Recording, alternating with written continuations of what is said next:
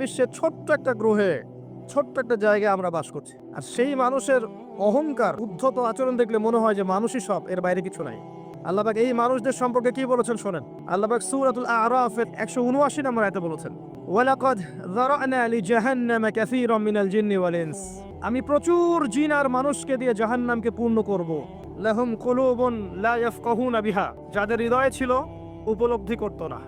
ওয়ালাহুম আযানুন লা ইয়াসমাউনা বিহা, যাদের কান ছিল শুনতো না। ওয়ালাহুম আ'য়ুনুন লা ইউবসিরুনা বিহা, যাদের চোখ ছিল দেখতো না। উলাইকা কাল আনআম, এরা ছিল গবাদি পশুর মতো। বাল হুম আদাল, বরং তার চাইতে নিকৃষ্ট। ওয়া উলাইকা হুমুল গাফিলুন, এবং তারা ছিল গাফেল সম্প্রদায়।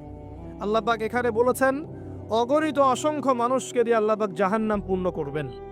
অপরাধ, চোখ ছিল দেখতো না, কান ছিল শুনতো না, হৃদয় দিয়েছিলাম উপলব্ধি করতো না।